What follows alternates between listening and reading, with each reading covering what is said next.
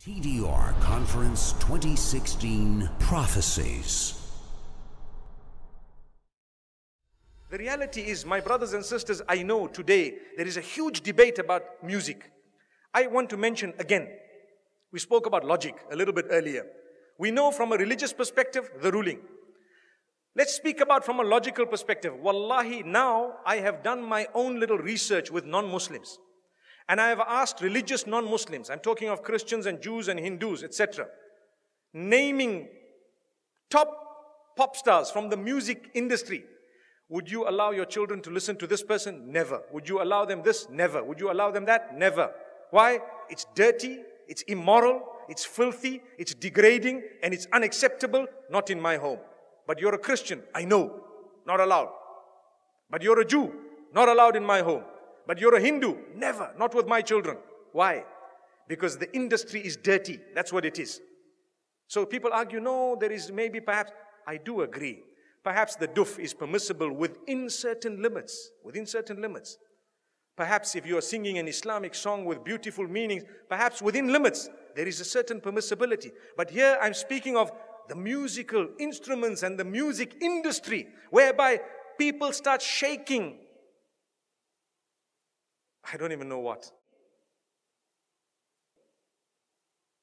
It comes naturally. They say it's natural. It's not natural. It's shaitan's way of controlling you. You listen to the beat continues. You start tapping your finger, you start moving your head. A little while later, you start moving the top of your body, and a little while later, you start moving the bottom of it. May Allah subhanahu wa ta'ala forgive us. And the words have become so dirty, my brothers and sisters, that it is a sign of the hour. And people say, nothing wrong. My brother, you have a beard that reaches the ground and you're still bopping. Astaghfirullah. May Allah forgive you and forgive all of us. You cannot do that. We need to be careful.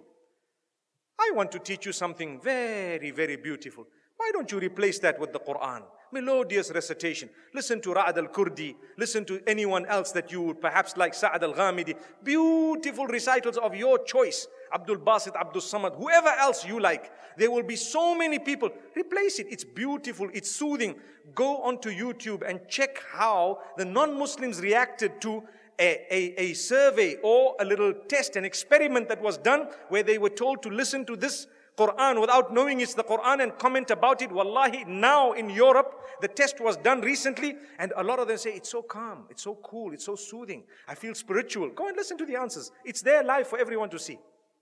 And we Muslims who have the Quran, we are not achieving any soothing, no comfort, no nothing from this. How and why? Surely you can replace it. I would rather be resurrected and arrive in the presence of Allah subhanahu wa ta'ala, having known as a person who gave up dirty music for the words of yours, O Allah. I didn't want to listen to all of this. I gave it up. I know there was a debate about halal, haram. I do know the majority of the scholars said it's not permissible. I do know some of them said, okay, within a certain scope it's okay. But remember, those who say within a certain scope it's okay, none of them say that the musical industry of today is permissible. Not even one of them. Remember that. I would rather come in front of Allah and be resurrected as a person who just substituted all of this for the Quran. Allahu Akbar. Donate now. Go to thedailyreminder.org/donate.